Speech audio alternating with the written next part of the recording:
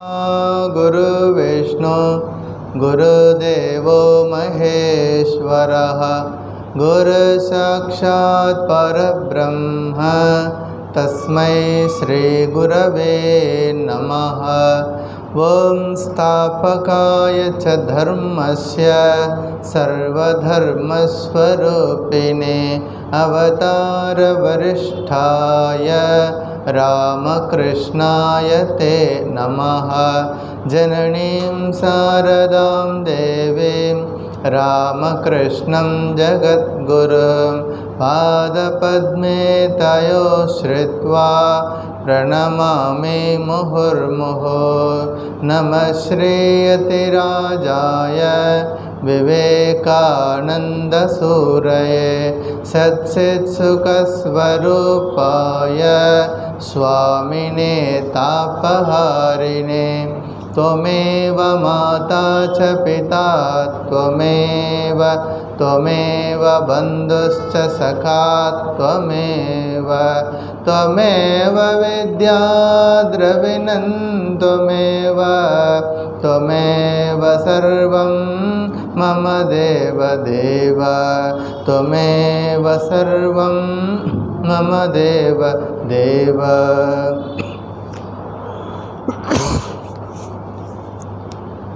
ओम नमो भगवते रामकृष्णाय।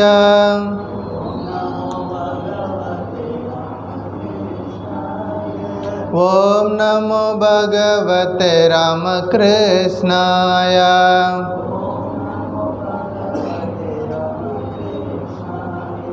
ओम नमो भगवते रामकृष्णाय।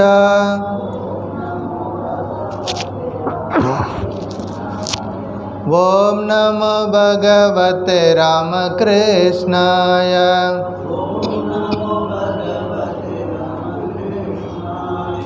ओम नमो भगवते रामकृष्णाय।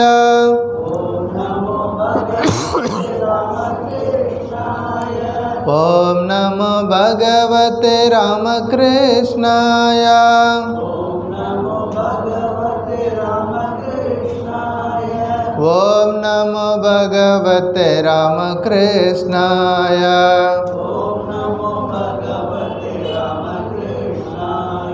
ओम नमो भगवते रामकृष्णाय।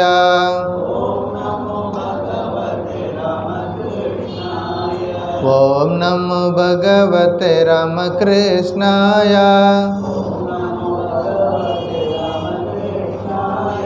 ओम नमो भगवते रामकृष्णाय।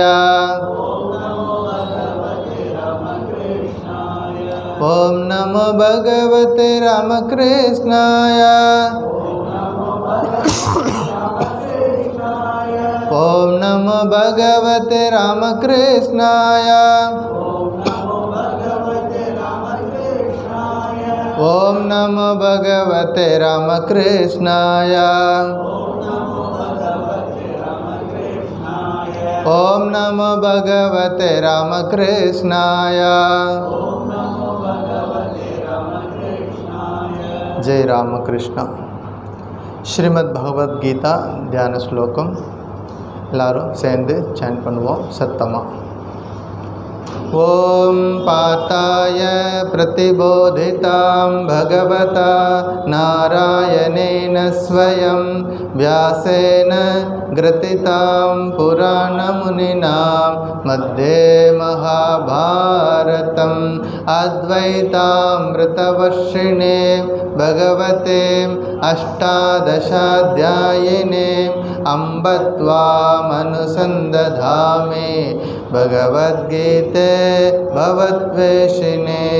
नमोऽस्तुते व्यासविशालबुद्धे पुल्लारविन्दायतपत्रनेत्र येन त्वया भारततैलपूर्णः प्रज्वालितो ज्ञानमयप्रदीपः प्रपन्नपारिजाताय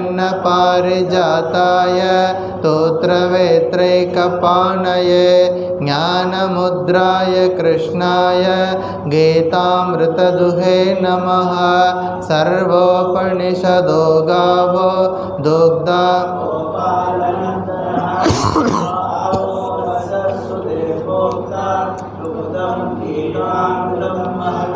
वसुदेवसुतं देवं कंसचाणूरमर्दनं देवकी परमानन्दं कृष्णं वन्दे जगद्गुरुं भीष्मद्रोणदटा जयद्रथजला गान्धारनीलोत्पला शल्यग्राहवती कृपेण वहने कर्णेन वेलाकुला अश्वत्थामविकर्णघोरमकरा दुर्योधनावर्तिने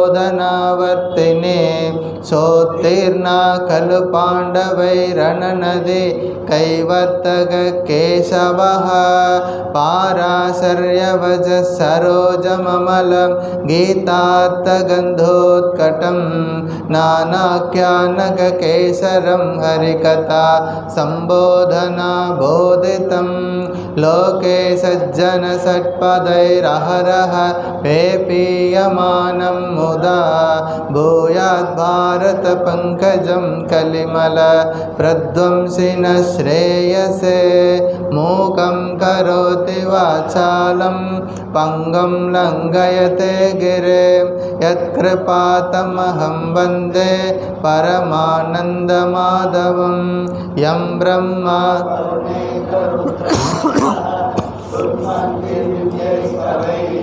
वेदै साङ्गपदक्रमोपनिषदै गायन्ति यं सामगाः ध्यानावस्थितद्गतेन मनसा पश्यन्ति यं योगिनो यस्यान्तं न विदुःसुरासुरगणा देवाय तस्मै नमः। अध्यायं 18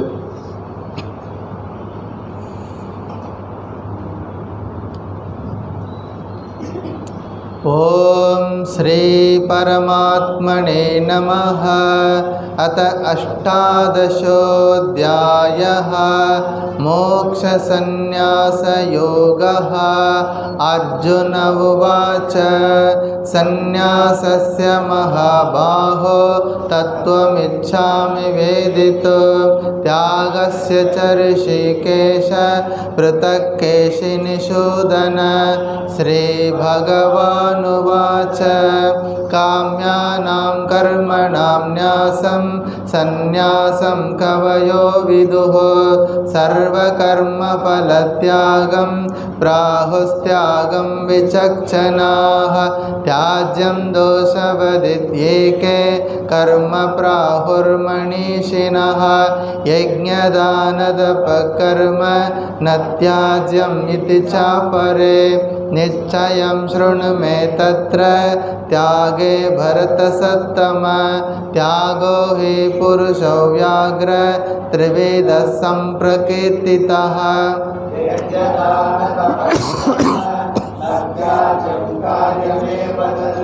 यज्ञोदानं तपश्चैव पावनानि मनीषिणाम् एतान्यपि तु कर्माणि सङ्गं त्यक्त्वा फलानि च कर्तव्यानीति मे पार्थ निश्चितं मतमुत्तमं। नियतस्य तु सन्न्यासः कर्मणो नोपपद्यते मोहातस्य परित्यागः तामसः परिकीर्तितः। दुःखमित्येव यत्कर्म क्लेशभयात् त्यजेत् सकृत्वा राजसं त्यागं नैव त्यागफलं लभेत्। कार्यमित्येव यत्कर्म नियतं क्रियते अर्जुन सङ्गं त्यक्त्वा फलं चैव सत्यागः सात्विको मतः। न द्वेष्ट्य कुशलं कर्म कुशलेनानुसज्जते त्यागी सत्त्वसमाविष्टो मेधावी छिन्न संशयः। न हि देहभृता शक्यं त्यक्तुं कर्माण्यशेषतः। यस्तु कर्मफलत्यागे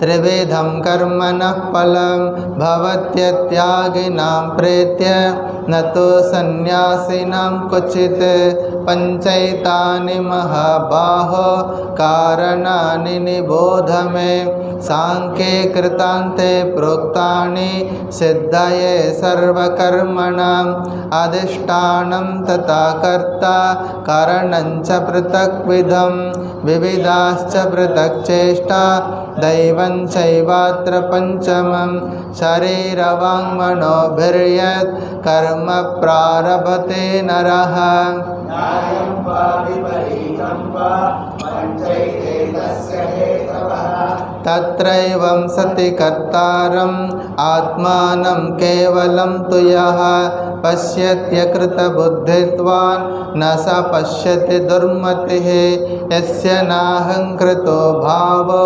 बुद्धिर्यस्य न लिप्यते हत्वापि स इमान् लोकान् न हन्ति न निबध्यते ज्ञानं ज्ञेयं परिज्ञाता त्रिविधा कर्मचोदना करणं कर्म कर्तेति त्रिविधः कर्मसङ्ग्रहः ज्ञानं कर्म च कर्ता च त्रिधैव गुणभेदतः प्रोच्यते गुणसङ्ख्याने यतावत् शृणुतान्यपि सर्वभूतेषु येनैकं भावम् अव्ययमीक्षते अविभक्तं विभक्तेषु सात्विकं पृथक्त्वेन दुर्यज्ञानं नानाभावान् पृथक्विधान् वेत्ति सर्वेषु भूतेषु तज्ज्ञानं विद्धि राजसं यत् कृत्स्नवदेकस्मिन् कार्ये सक्तमहैतुकम् अतत्त्वात्तवदल्पं च तत्तामसमुदाहृतं नियतं सङ्गरहितम् अरागद्वेषदकृतम् अफलप्रेप्सुना कर्म यत्तत् सात्विकमुच्यते यत्तु कामेप्सुना कर्म साहङ्कारेण वा पुनः क्रियते बहुलायासं तत्राजसमुदाहृतम् अनुबन्धं क्षयं हिंसात् अनपेक्ष च पौरुषं मोहादारभ्यते कर्म यत्तत्तामसमुच्यते मुक्तसङ्गो न हम्बादि धृत्युत्साहसमन्वितः सिद्ध्यसिद्ध्यो निर्विकारः कर्ता सात्विक उच्यते रागी कर्मफलप्रेप्सुः लुब्धो हिंसात्मको शुचिः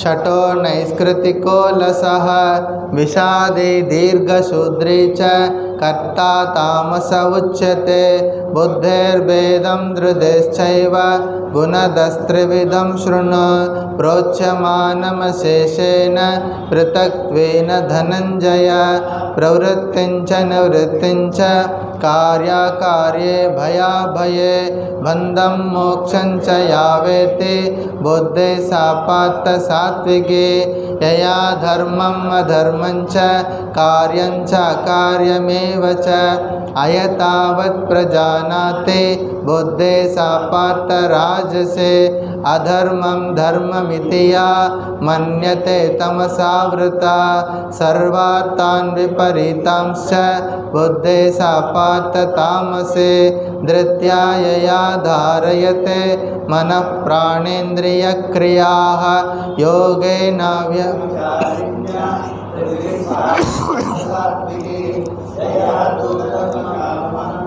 धृत्या धारयते अर्जुन प्रसंगेन फलाकांक्षी धृते सापात राजसे यया स्वप्नं भयं शोकं विषादं मदमेव च न विमुञ्चति दुर्मेधा धृते सापात तामसे सुखं तिदानीं त्रिविधं शृणु मे भरतर्षभ अभ्यासाद् रमते यत्र दुःखान्तञ्च निगच्छते यत् यत्तदग्रे विषमिव परिणामे मृतोपमं तत्सुखं सात्विकं प्रोक्तम् आत्मबुद्धिप्रसादजं विषयेन्द्रियसंयोगात् यत्तदग्रे मृतोपमं परिणामे विषमिव तत्सुखं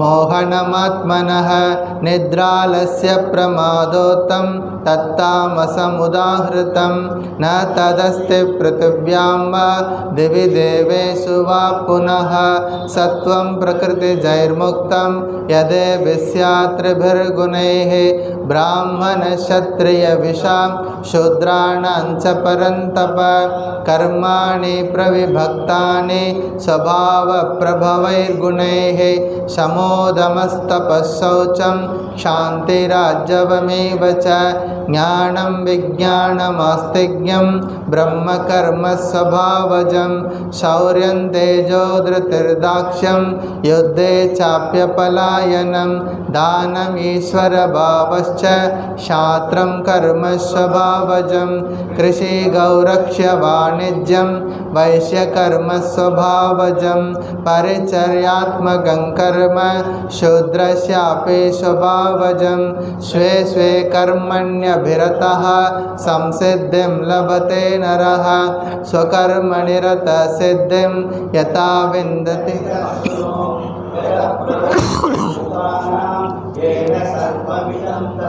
स्वकर्मणादमप्यर्च्य सिद्धिं विन्दति मानवः श्रेयान् स्वधर्मो विगुणः परधर्मस्वनिष्ठितात् स्वभावनियतं कर्म कुर्वन्नाप्नोति किल्बिषं सहजं कर्म कौन्तेय सदोषमपि न त्यजेत् सर्वारम्भा हि दोषेण धूमेनाग्निरिवावृताः असक्तबुद्धिः सर्वत्र जितात्मा विगतस्पृहः नैष्कर्म्यसिद्धिं परमां सन्न्यासेनाधिगच्छते सिद्धिं प्राप्तो यथा ब्रह्म तथाप्नोति निबोध मे समासेनैव कौन्तेय निष्ठा ज्ञानस्य या परा बुद्ध्या विशुद्धया युक्तो धृत्यात्मानं नियम्य च शब्दादीन् विषयान् त्यक्त्वा रागद्वेषौ व्युदस्य च विविक्तसेवी लघ्वाशी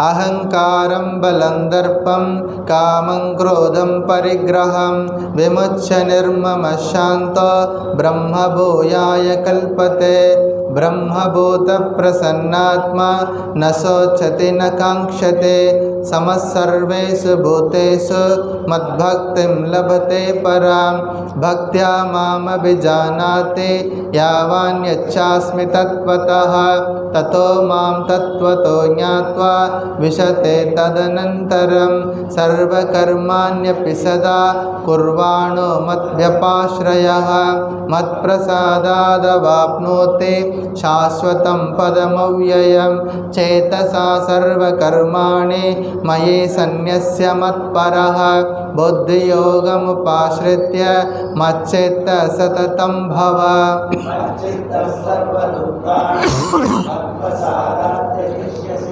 अत चेत्त्वमहङ्कारान् न श्रोष्यसि विनङ्क्ष्यसि यदहङ्कारमाश्रित्य न योत्स्य इति मन्यसे मिथ्यैष व्यवसायस्ते प्रकृतिस्त्वां नियोक्ष्यति स्वभावजेन कौन्तेय निबद्धस्वेन कर्मणा कर्तुं नेच्छसि यन्मोहात् करिष्यस्यवशोऽपि तत्.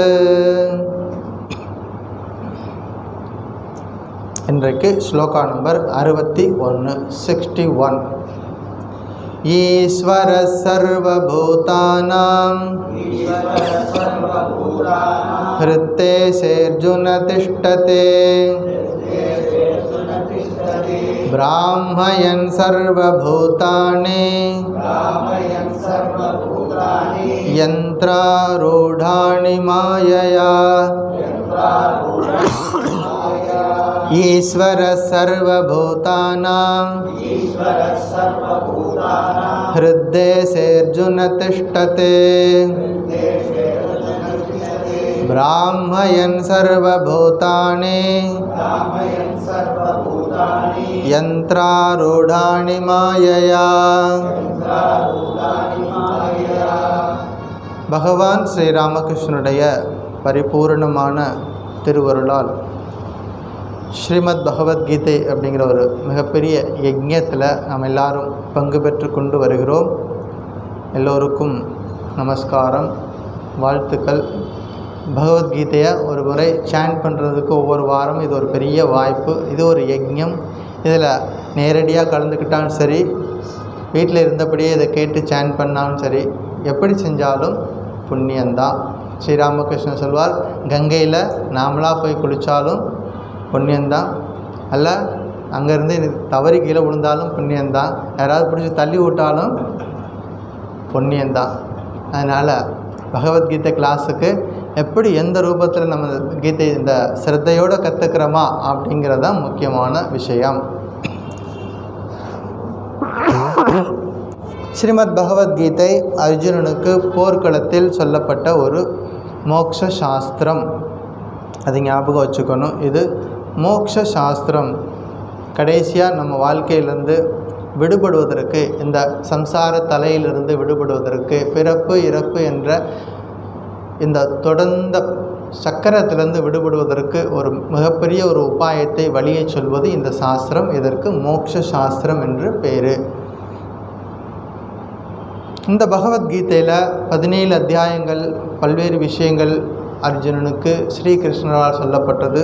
18வது அத்தியாயம் அர்ஜுனனுடைய ஒரு கேள்வியிலேருந்து தொடங்குது. நம்ம பார்த்தோம். அர்ஜுனனுக்கு பல்வேறு விதமாக அவருக்கு புரியும்படியாக இதுவரைக்கும் சொன்ன விஷயங்களை மீண்டும் ஒரு முறை ஞாபகப்படுத்தி சொல்லி கொடுக்குறார்.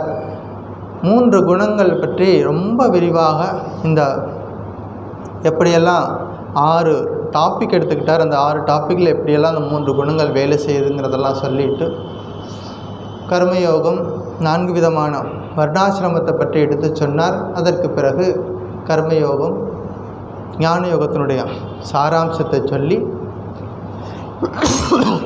பக்தி யோகத்தில் நாம் இருக்கிறோம். நம்ம கடைசியாக பார்த்த ஸ்லோகம் 60வது ஸ்லோகம். 60வது ஸ்லோகம், ஸ்வபாவஜேன கௌந்தேய நிபத்தஸ்வேன கர்மணா கர்த்தும் ந இச்சசி என் மோகாத் கரிஷ்யஸ் யவசோபி தத்து. எதை செய்வதற்கு மனக்குழப்பத்தினால் காரணமாக தயங்குகிறாயோ அதையே உன் மன இயல்பின் காரணமாக வினை பயனால் கட்டுண்டு அந்த காரியத்தை நீ செய்வாய் அப்படின்னு சொல்கிறாரு ஸ்ரீகிருஷ்ணர். நாம் எதை வேண்டான்னு சொல்லி ஒதுக்குறோமோ, வேண்டான்னு சொல்லி ஒதுக்குறோமோ, அதை கடைசியாக நமக்கு முன்னாடி நிற்கும். அதனால் எப்போவுமே எது வாழ்க்கையில் வருதோ, இயல்பாக வருதோ, அதை ஏற்றுக்கிட்டு செய்கிறது தான் பண்பட்ட ஒரு மனதுக்கு ஒரு எடுத்துக்காட்டு.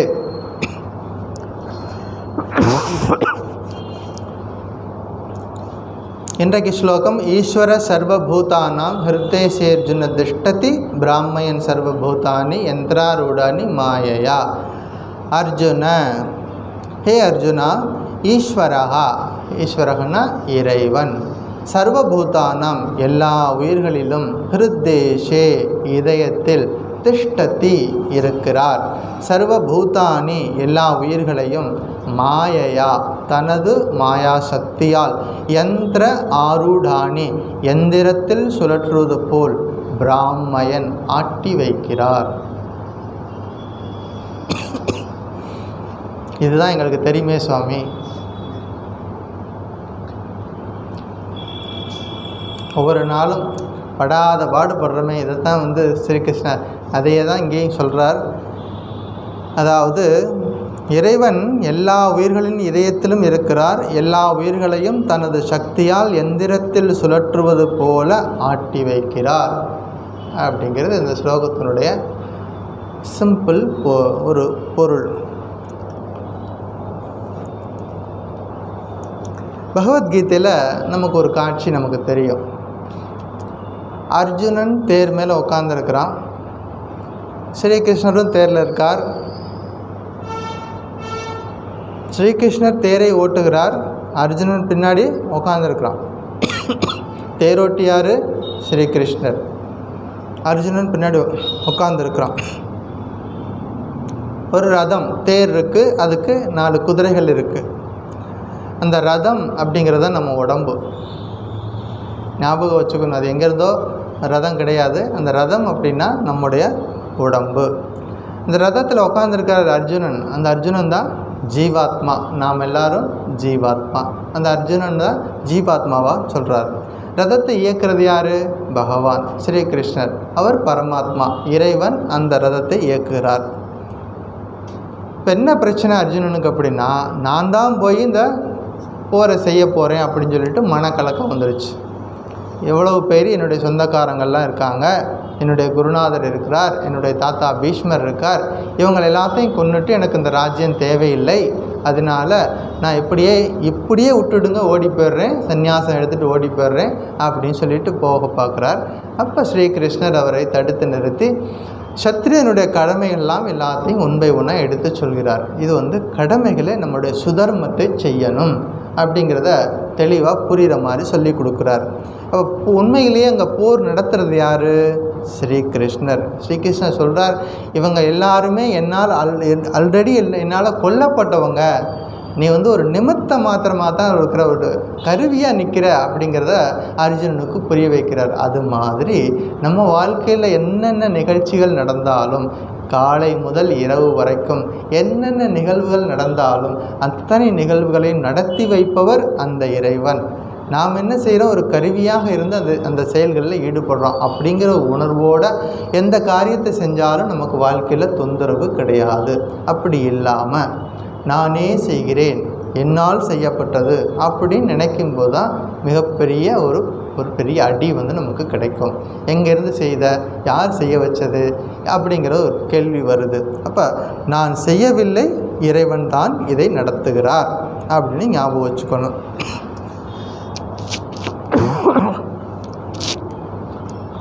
கிருஷ்ணன் தேரை ஓட்டினார், ஆனால் கையில் ஆயுதம் கிடையாது. கையில் ஆயுதம் வச்சுருக்கிறது யார்? அர்ஜுனன். ஆயுதம் வச்சிருக்கிறவன் போர் செய்ய மாட்டேன்னு சொல்கிறான். ஆயுதம் இல்லாத கிருஷ்ணர் அவனை போர் செய்ய சொல்லுகிறார். இதெல்லாம் நம்ம கரெக்டாக வாட்ச் பண்ணி பார்க்கணும். அந்த பிக்சர் நல்லா நம்ம ஞாபகத்துக்கு வரணும். ஒரு ரதம் இருக்குது, குதிரைகள் இருக்குது, கிருஷ்ணர் இருக்கார், அவர் கையில் அந்த குதிரைகளை பிடிச்சிருக்கிறார், பின்னாடி அர்ஜுனன் உட்காந்துருக்கிறான். அர்ஜுனன் கவலையோடு உட்காந்துருக்கிறான். கிருஷ்ணனுடைய முகம் பிரகாசமாக பிரசன்னமாக இருக்குது. இது என்ன இதை தோன்றுகிறது அப்படின்னா, எல்லாத்தையும் சந்தோஷமாக ஆனந்தமாக நடத்தி வைக்கிறது அவர். பின்னாடி உட்காந்துருக்கிறவன் யார்? அர்ஜுனன் நான் செய்கிறேன் அப்படிங்கிறது ஒரு அகந்தையில் என்னாச்சு, நான் செய்கிறேன் அப்படின்னு நினைக்கிறதுனால தான் துக்கத்துக்கும் சுகத்துக்கும் ஆட்படுகிறான் அப்படிங்கிறது ஞாபகம் வச்சுக்கணும். இந்த ஸ்லோகத்தில் ஒரு 2-3 விஷயம், முக்கியமான விஷயம். இப்போ பகவான் சொல்கிற, நமக்கு கோயிலுக்கெல்லாம் போகிறோம். ஸோ இதுக்கு சாமி கும்பிட போகிறோம். சாமி எங்கே இருக்கார்? கோயிலில் இருக்கார். கோயிலில் இருக்காரா? இருக்கார். வேற எங்கெல்லாம் இருக்கார்?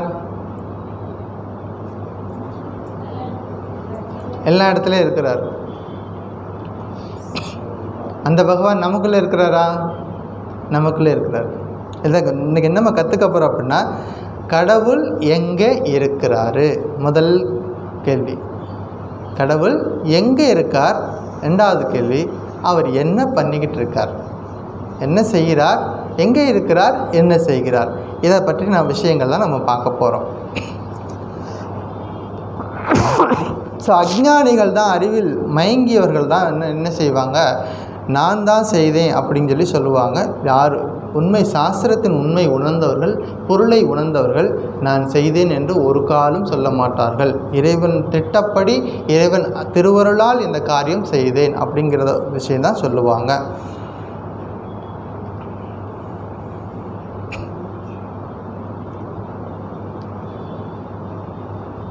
ஒரு சமயம் நாரதர் வைகுண்டத்தை நோக்கி போனார்.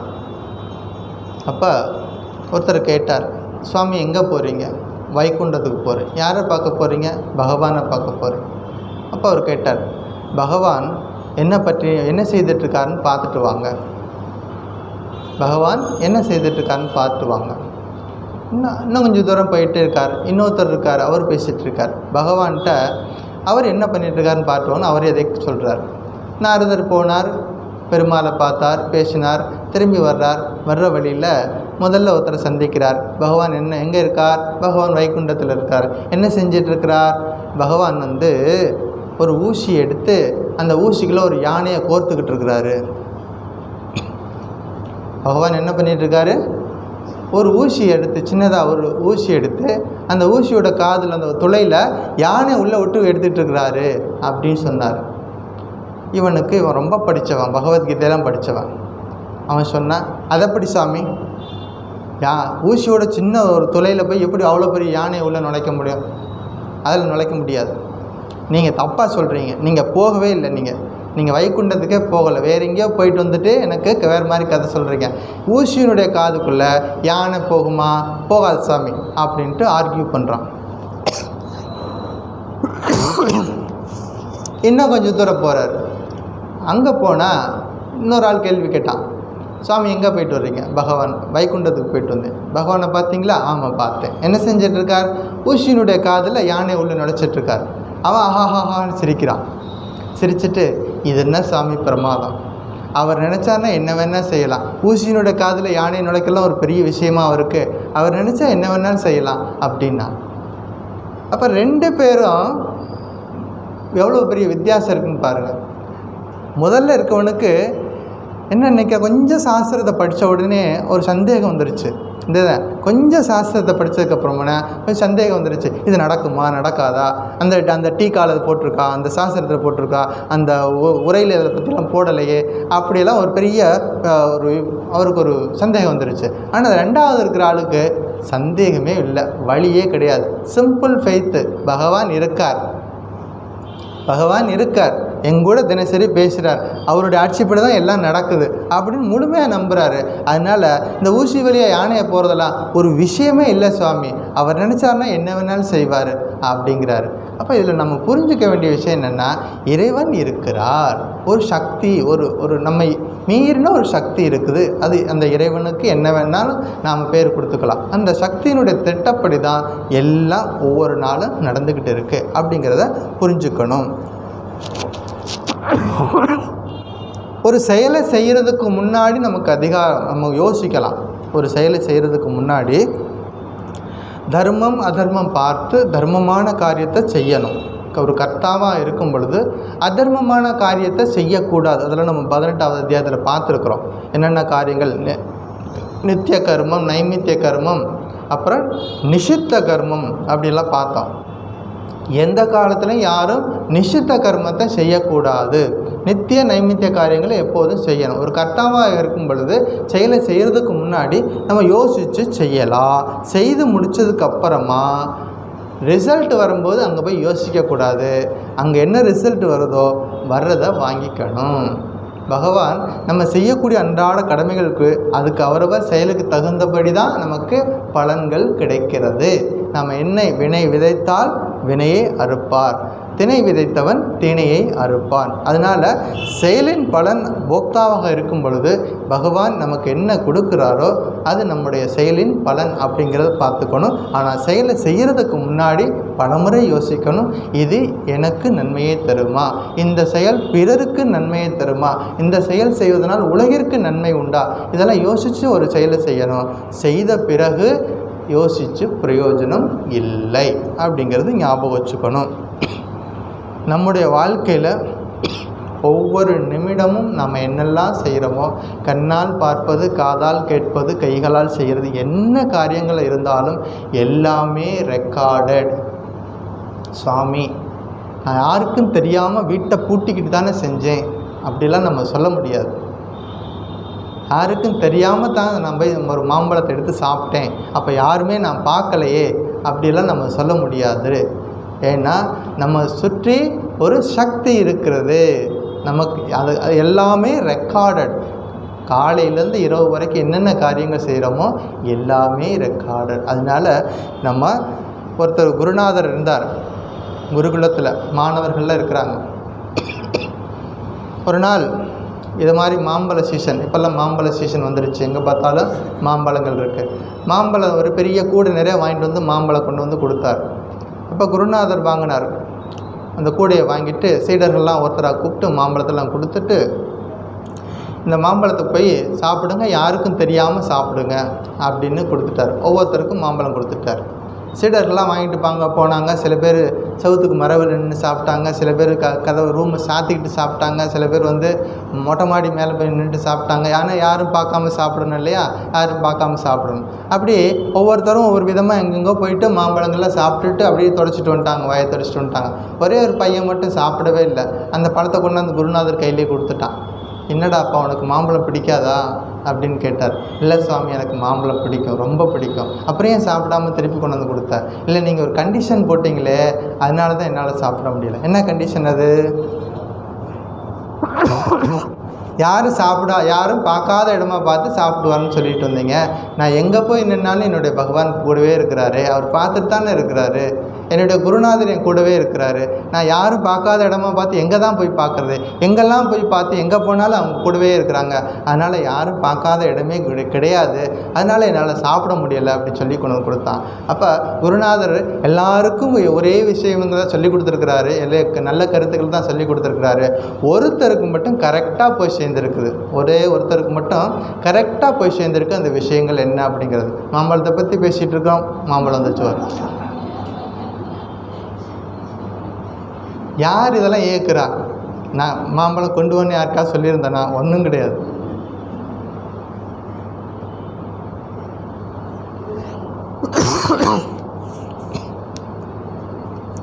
ஸோ நமக்கு சுற்றி நம்ம என்ன காரியங்கள் செய்தாலும் நம்மை சுற்றி அதாவது ஒரு ரெக்கார்டு நடக்குது. நம்ம செய்யக்கூடிய காரியங்கள் வேணால் அழிஞ்சு போயிடலாம். ஒரு காரியத்தை செய்கிறோம், அந்த காரியங்கள் வந்து முடிஞ்சு போயிடலாம். ஆனால் அதனால் வரக்கூடிய கர்ம பலன் வந்து அழியாது. அது வந்து எத்தனை வருஷங்கள் ஆனாலும், எந்த ஊருக்கு போனாலும், எந்த இடத்துக்கு போனாலும் பின்னாடியே விரட்டி வந்து நமக்கு முன்னாடி வந்து நிற்கும் அந்த கர்ம பலன்.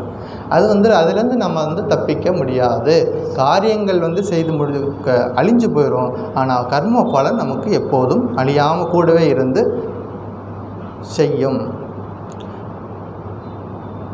நம்மிடம் அகங்காரம் இருக்கும் வரை நம்முடைய செயலுக்கு நாம் தான் காரணம். நம்மிடம் எதுவரைக்கும் நான் என்ற புத்தி, எதுவரைக்கும் ஜீவாத்மா என்ற புத்தி, நான் என்ற அகம் என்ற புத்தி இருக்கிறதோ அது வரைக்கும் நம்ம செய்யக்கூடிய அத்தனை காரியங்களுக்கும் நாமே பொறுப்பு. எப்போ எல்லா நேரத்துலையும் நான் பகவான் நாம சொல்லிக்கிட்டு இருக்கேன். கம்ப்ளீட்டாக 24 hours வந்து இறைவன் திருநாமத்தை மட்டும் சொல்லிக்கிட்டு இறைவனை பற்றியே தியானம் பண்ணிக்கிட்டு அப்படி கம்ப்ளீட் சரெண்டராக இருக்கும் பொழுது அப்போ இந்த சரீரத்தை பகவான் பார்த்துக்குவார். யார் மூலமாவது இந்த சரீரத்துக்கு தேவையான உணவு கொடுப்பார், உடை கொடுப்பார், ஒரு தேவையான அடிப்படை விஷயங்களை செய்து கொடுப்பார். அப்போ தான் பகவான் வந்து பொறுப்பெடுத்துக்குவார். அது வரைக்கும் என்ன பண்ணணும்? நம்ம தான் பொறுப்பு அப்படிங்கிறது சாஸ்திரங்கள் சொல்லி கொடுக்குறது. அப்போ என்ன பண்ணணும்? கம்ப்ளீட் சரெண்டர் வரணும். இப்போ அர்ஜுனனுக்கு பல்வேறு விதமாக உபதேசங்கள்லாம் கொடுத்தாச்சு. இப்போ கடைசியாக பகவான் எதுக்கு வரப்போகிறார்? அடுத்த டாபிக் வந்து என்ன அப்படின்னா, கம்ப்ளீட் சரெண்டருக்கு வா அப்படிங்கிறத மீண்டும் ஒரு முறை ஞாபகப்படுத்துகிறார்.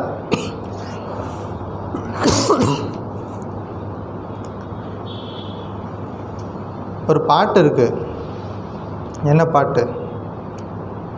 ஆடிடும் பெருமான் நடனம் ஆடிடும் பெருமான், ஆடிடும் பெருமான் நடனம் ஆடிடும் பெருமான், ஆடாதாரை ஆட வைத்து தானும் ஆடும் பெருமான், ஆடாதாரை ஆட வைத்து தானும் ஆடும் பெருமான், ஆடிடும் பெருமான் நடனம் ஆடிடும் பெருமான், சொல்லாதாரை சொல்ல வைத்து சொல்லிசைக்கும் பெருமான், சொல்லாதாரை சொல்ல வைத்து சொல்லிசைக்கும் பெருமான், சொல்லாதாரை சொல்ல வைத்து சொல்லிசைக்கும் பெருமான், ஆடிடும் பெருமான் நடனம் ஆடிடும் பெருமான். நடனம் ஆடிக்கிட்டே இருக்கிறாரு, நம்மளையும் ஆட வைக்கிறாரு. யாரு? அந்த பகவான் அப்படிங்கிறது.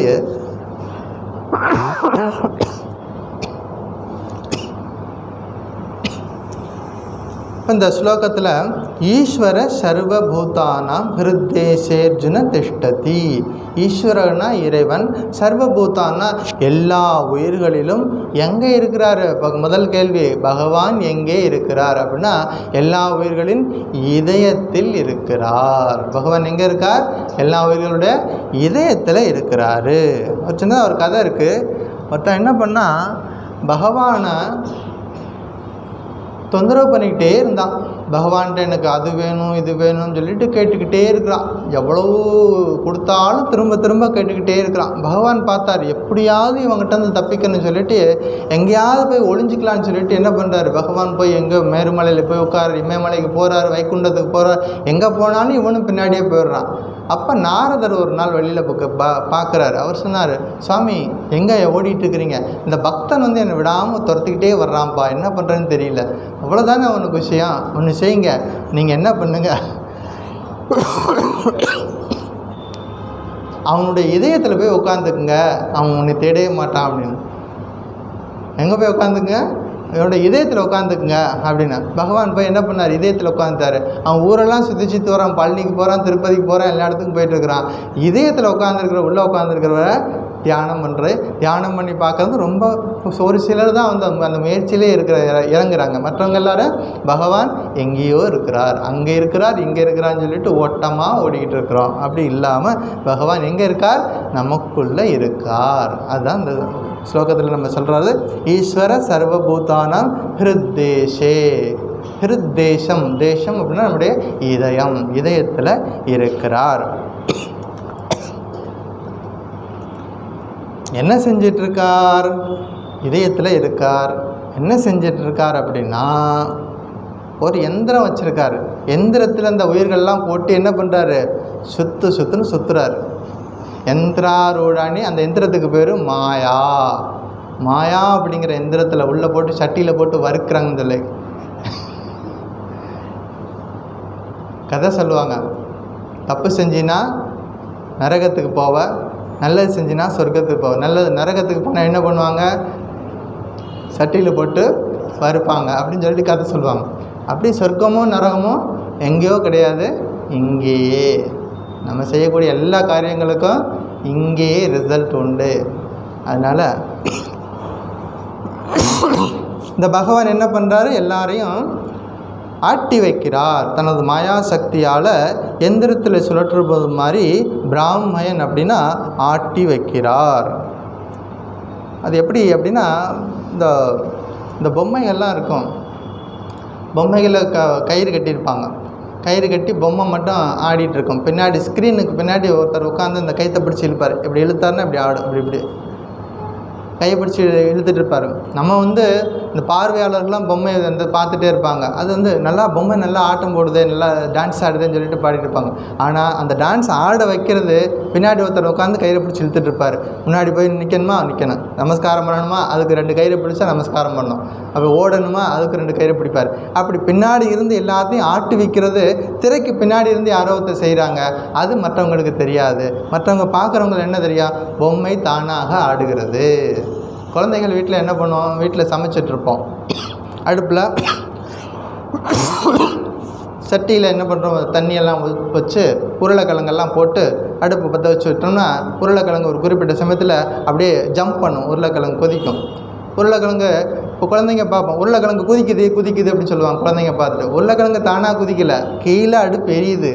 இப்போ என்ன பண்ணணும்? அடுப்பில் இருந்த அந்த தணலை வெளியில் எடுத்துட்டோம்னா உருளைக்கிழங்கு குதிக்காது, நின்று போயிடும். அப்போ குதிக்கிறதுக்கு ஏதோ ஒரு சம்திங் ஒன்று காரணம் இருக்குது.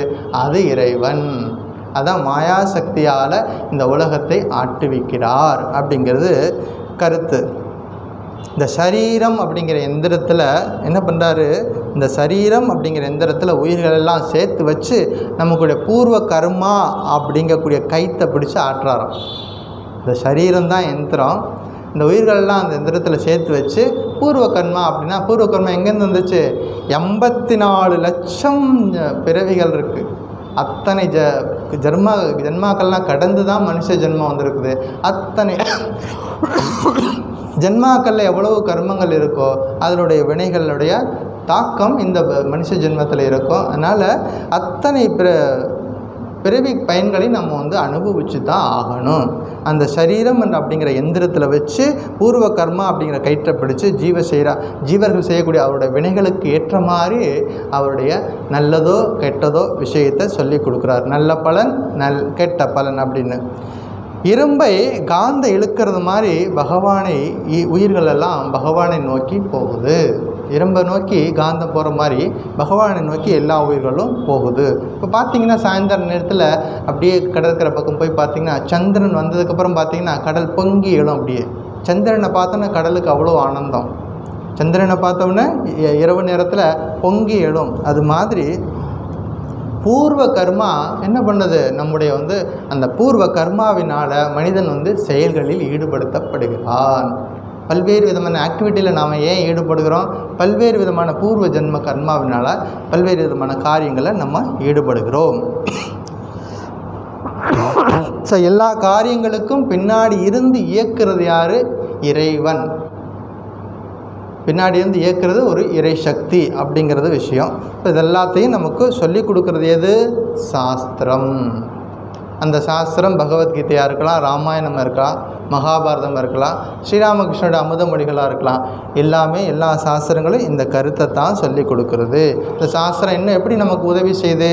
இருட்டில் போகிறவனுக்கு ஒரு லேந்தர் லைட் எப்படி அவனுக்கு ரொம்ப முக்கியமாக பயன்படுதோ, ஒருத்தர் இருட்டில் நடந்து போகிறார், அவருக்கு ஒரு டார்ச் லைட்டு எவ்வளோ உபயோகமாக இருக்குமோ அது மாதிரி வழியில் முள்ளு காட்டில் நடந்து போயிட்டுருக்கிற அவனுக்கு வந்து அவன் போட்டிருக்கிற அவனுடைய செப்பல்ஸ், அவனுடைய பாத ரட்சை எப்படி அவனுக்கு பாதுகாப்பாக இருக்கிறதோ அது மாதிரி இந்த சம்சாரம் என்ற சாகரத்தில் நம்ம வந்து வாழ்க்கை நடத்துறதுக்கு சாஸ்திரங்கள் நமக்கு சரியான வழியை சொல்லி கொடுக்கிறது அப்படிங்கிறது. பசுவனோட உடம்புல பால் எல்லா இடத்துலையும் ரத்தமாக கலந்து நிற்கிது. இருந்தாலும் பசுவனோட மடியிலிருந்தால் நமக்கு பால் கிடைக்குது. அது மாதிரி இறைவன் எல்லா இடத்துலையும் நீக்கமர நிறைஞ்சிருந்தாலும் நமக்குள்ளேயும் இருக்கிறார். அந்த இறைவன் நம்முடைய இதயத்திலும் இருக்கிறார். என்ன செய்யணும்?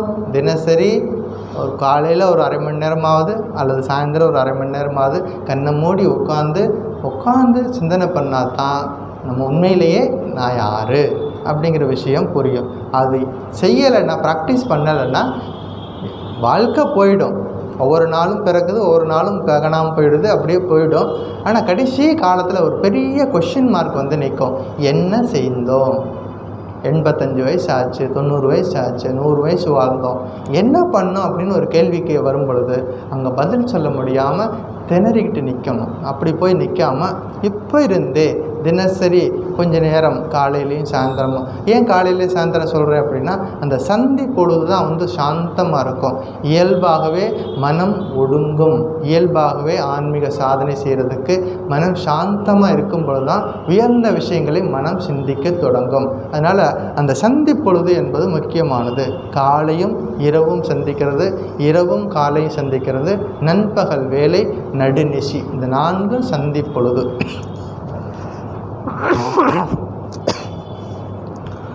மகான்கள் பெரியவர்கள் என்ன பண்ணுவாங்க? பகவத்கீதையிலே சொல்லியிருக்கு. மகான்கள் பெரியவங்கள் என்ன பண்ணுவாங்க?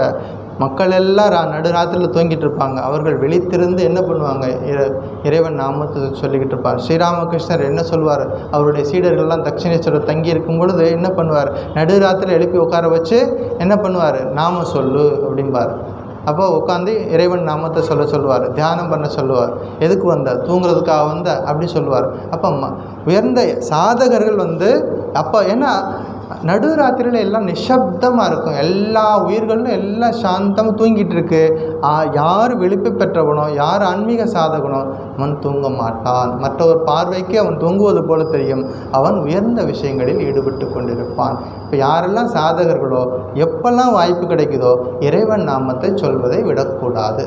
எங்கே இருந்தாலும், எந்த சூழ்நிலையில் இருந்தாலும், எந்த இடத்தில் இருந்தாலும் எவ்வளோ முடியுமோ அந்த அளவுக்கு இறைவன் நாமத்தை சொல்லணும் அப்படிங்கிறது விஷயம். ஸோ இன்றைக்கு ஸ்லோகம் வந்து ஈஸ்வர சர்வபூதானாம் ஹிருத்தேசேர்ஜுன திஷ்டதி பிராமயன் சர்வபூதானி யந்திராரூடானி மாயையா. அர்ஜுனா, இறைவன் எல்லா உயிர்களின் இதயத்தில் இருக்கிறார். எல்லா உயிர்களையும் தனது சக்தியால் எந்திரத்தில் சுழற்றுவது போல ஆட்டி வைக்கிறார். இது சிம்பிளான மீனிங்கு. இந்த வாரத்தில் ஒரு 2 முக்கியமான நிகழ்வுகள் நடந்தது. யார் சொல்லுவோம்? ஒன்று அக்ஷய திருத்தியை, இந்த வாரத்தில் நடந்த ஒரு முக்கியமான நிகழ்ச்சி. ஒன்று வந்து அக்ஷய திருத்தியை. அக்ஷய திருத்தியைன்னா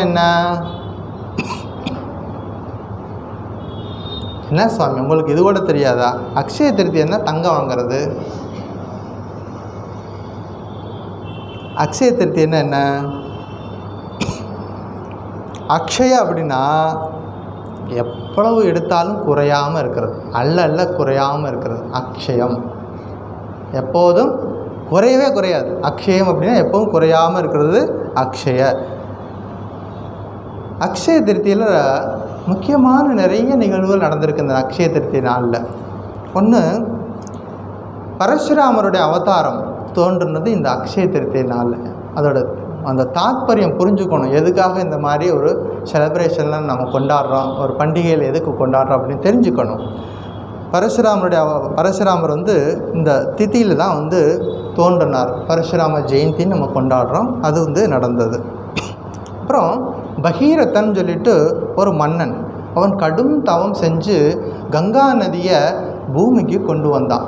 முன்னோர்கள்லாம் சாபத்துலேருந்து விடுவிச்சு கங்கா நதியை பூமிக்கு கொண்டு வந்தான். அப்படி கொண்டு வந்த நாள் இந்த அக்ஷய திருத்திய நாள் தான் அந்த புனிதமான பவித்திரமான கங்கா நதி இந்த பூமிக்கு நமக்கு கிடைச்சது. அப்புறம்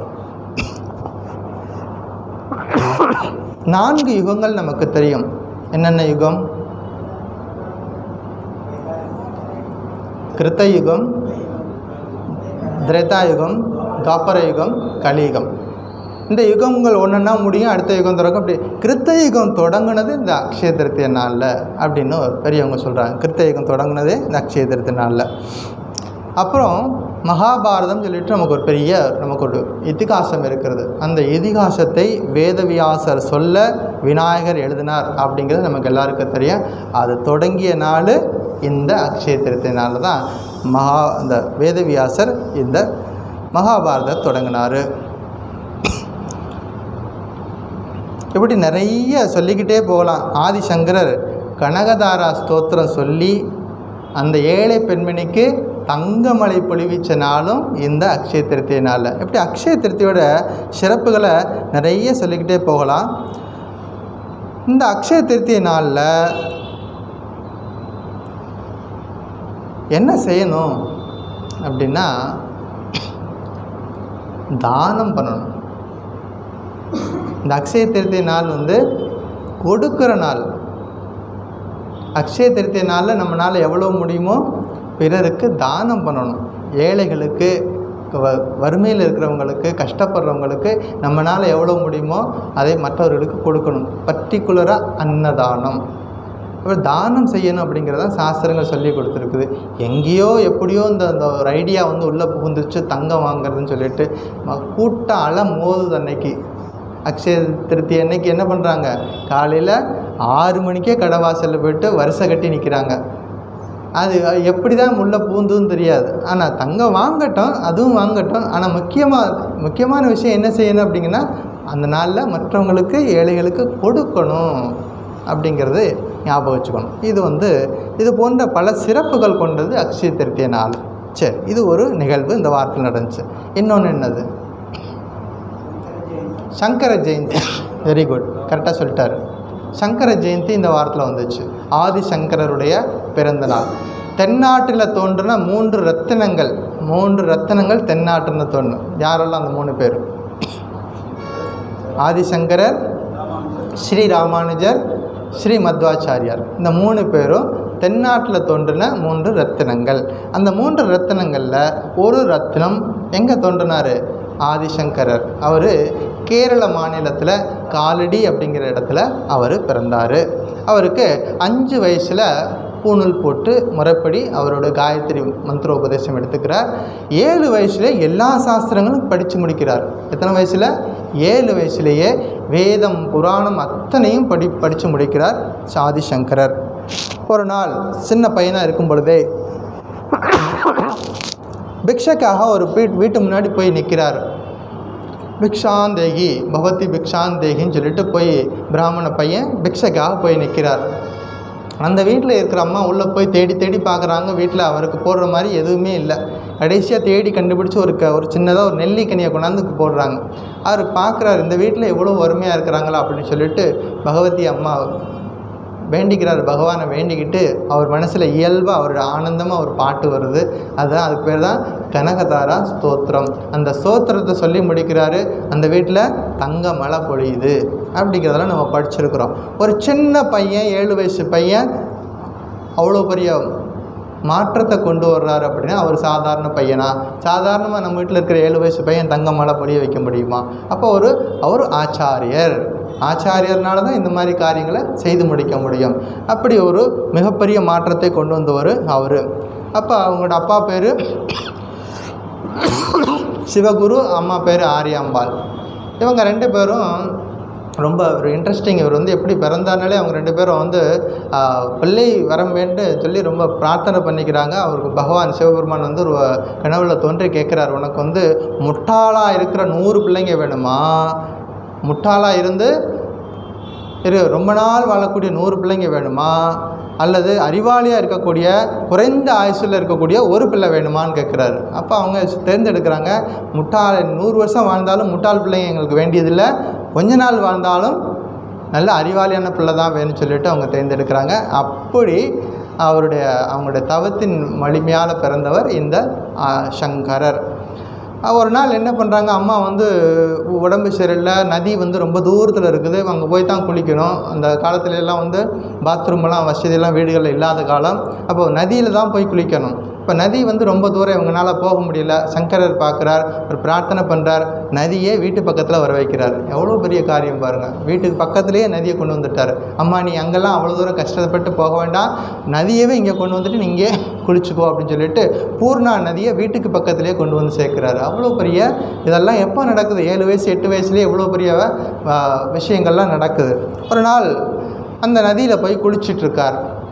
குளிச்சிட்ருக்கும் பொழுது ஒரு பெரிய முதலை வந்துருச்சு. முதல்ல காலை பிடிச்சிருச்சு.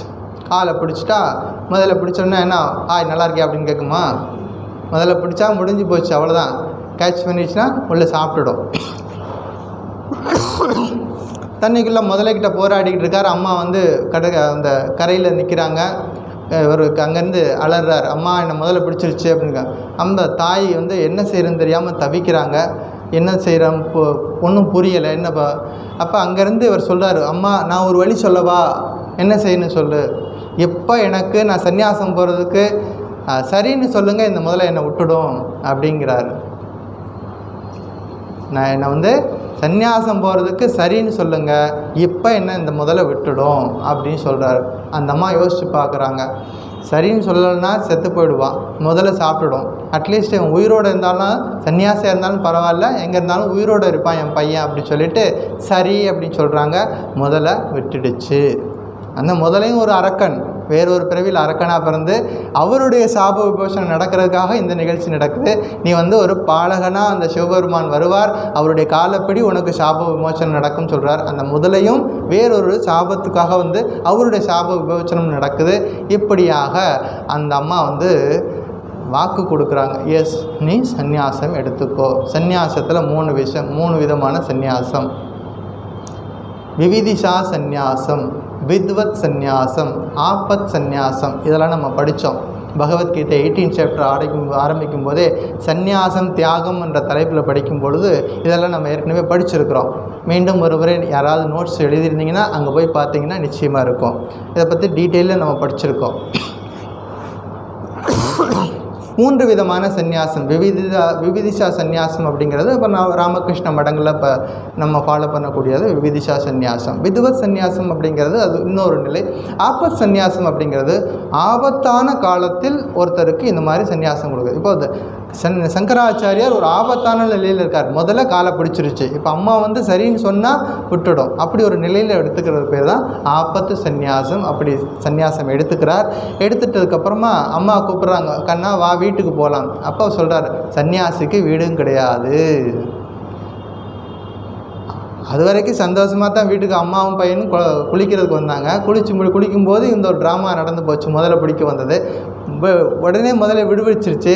வா வீட்டுக்கு போகலாம் அப்படின்னா எனக்கு வீடு கிடையாது. எவ்வளோ பாருங்க, எவ்வளோ தெளிவான ஒரு தீர்க்கதரிசி. நான் வீட்டுக்கு வர முடியாது, நான் நீங்கள் சன்னியாசியாக போன்னு சொல்லிட்டீங்க, நான் சன்னியாசி, இப்போவே சன்னியாசி தான். அப்போ காவியே போடலை, இருந்தாலும் சன்னியாசி தான். நான் வீட்டுக்கு வர மாட்டேன், எனக்கு வீடு கிடையாது. அம்மா அழுகுறாங்க.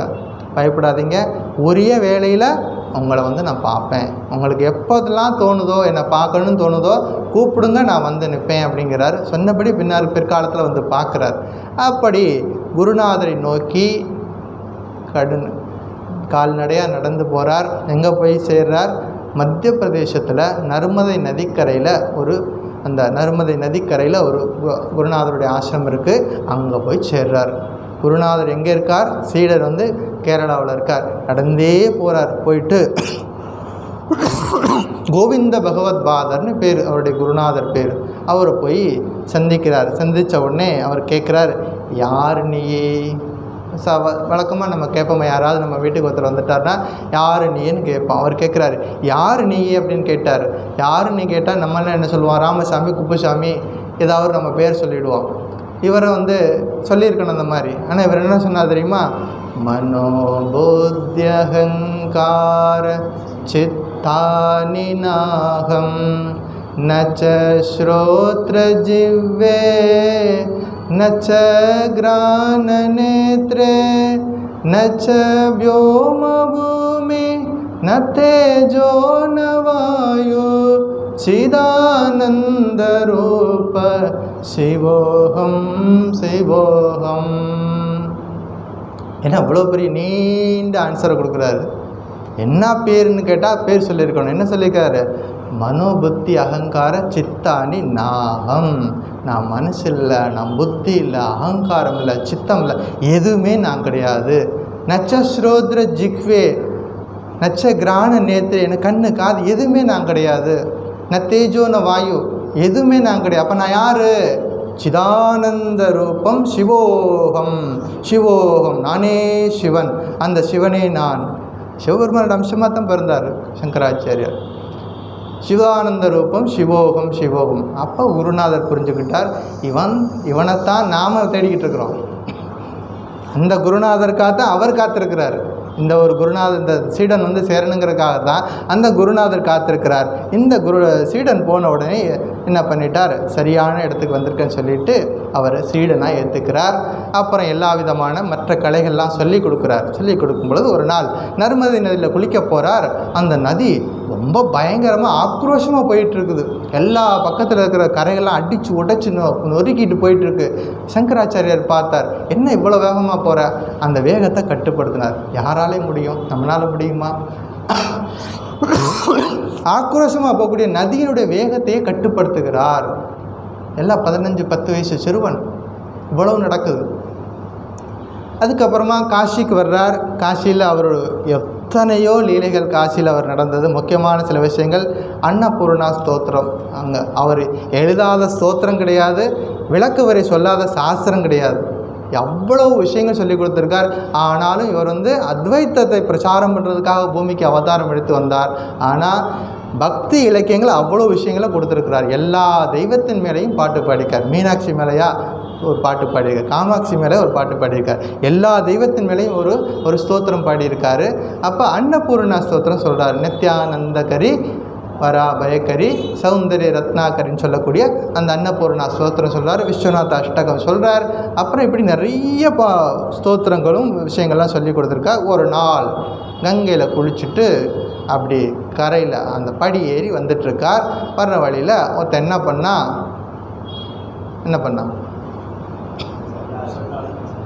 ஒரு சண்டாளன் வந்தான். சண்டாளன் வந்துட்டுருக்கிறான்.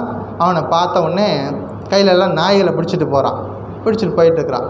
இவர் பிராமணர், குளிச்சுட்டு வர்றார், சுத்தமாக வர்றார், மந்திரமெல்லாம் சொல்லிவிட்டு கங்கையில் ஸ்நானம் பண்ணிட்டு வர்றார். அவன் பக்கத்தில் வந்துட்டான். வந்தவொடனே ஏய் ஒதுங்கிப்போ, கிட்ட வராத, தள்ளிப்போ அப்படின்னு சொல்கிறார். அப்போ அவன் சண்டாளன் சொன்னான், சுவாமி யாரை தள்ளி போக சொல்கிறீங்க? யாரை தள்ளி போக சொல்கிறீங்க அப்படின்னு சொல்லிட்டு அவன் பெரிய ஒரு விளக்கத்தை கொடுக்குறான். அப்போ தான் யோசிக்கிறாரு, தள்ளி போக வேண்டியது எதுவும் கிடையாது, அவனுக்குள்ளே இருக்கக்கூடிய இறை சக்தி தான் எனக்குள்ளே இருக்குது.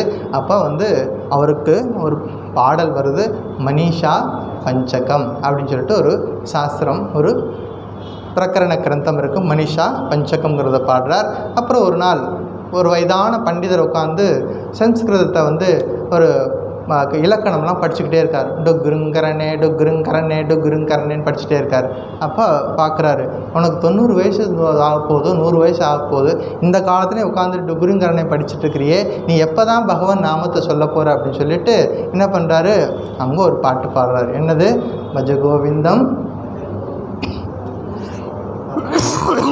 கோவிந்தம் பஜம் மூடமத்தே சம்பிராப்தே சந்நிகித்தே காலே நகி நகி ரக்ஷத்தி டுகுருங்கரனே. கடைசி காலத்தில் இந்த மாதிரி சொல்லிக்கிட்டு இருந்தால் அவன் நடக்காது. கடைசி காலத்தில் நீ சொல்ல வேண்டியதெல்லாம் பகவானுடைய நாமம் தான் சொல்லிட்டு நிறைய விஷயங்கள் இப்படி சொல்லிக்கிட்டே போகிறாரு. இந்த சங்கராச்சாரியார் இப்பக்கம் என்ன பெரிய ஆச்சாரியர் மாறுகிறார். அவருக்கு 4 சீடர்கள் வந்து சேர்கிறார்கள். ஒருத்தர் பேர் சுரேஸ்வராச்சாரியார், அவர் பிரயாகில் இருக்கும் பொழுது அங்கே அவர் வந்து சேர்கிறார். அப்புறம் ஹஸ்தாமலக்கர்னு ஒரு சீடர், தோடகாச்சாரியார், பத்மபாதர் அப்படின்னு சொல்லிட்டு 4 சீடர்கள். இந்த 4 சீடர்களையும் வச்சு இந்தியாவுடைய 4 மூலைகளையும் 4 மடங்களை ஸ்தாபிக்கிறாரு. ஒவ்வொரு மடங்களுக்கும் ஒவ்வொருத்தரும் ஆச்சாரியராக போடுறாரு. இப்படி இவருடைய வேலை வந்து பிரம்ம சத்தியம் ஜெகத் மித்யா, இருக்கிறது ஒன்று அப்படிங்கக்கூடிய அத்வைதத்தை பிரச்சாரம் பண்ணுறதுக்காக வந்த ஒரு மிகப்பெரிய மகான். அப்படிப்பட்ட மகானுடைய பிறந்தநாள் இந்த வாரத்தில் வந்துச்சு. நீங்கள் வீட்டுக்கு போனதுக்கப்புறமா ஒரு சுருக்கமாக அங்கங்கே 1-2 நிகழ்ச்சிகளை சொல்லியிருக்கிறேன். வீட்டுக்கு போயிட்டு இன்னும் அதிகமாக நீங்கள் வீட்டில் போய் படிங்க. அடுத்த வாரம் ஸ்லோகா நம்பர் 62. ஓம் சாந்தி சாந்தி சாந்தி. ஹரி ஓம் தத் சத். ஸ்ரீராமகிருஷ்ணார்ப்பணமஸ்து. இந்த மாம்பழங்கள் நம்முடைய ஆசிரமத்திலேருந்து விளைஞ்ச மாம்பழங்கள். எல்லாருமே வாங்க வாங்கிக்கலாம்.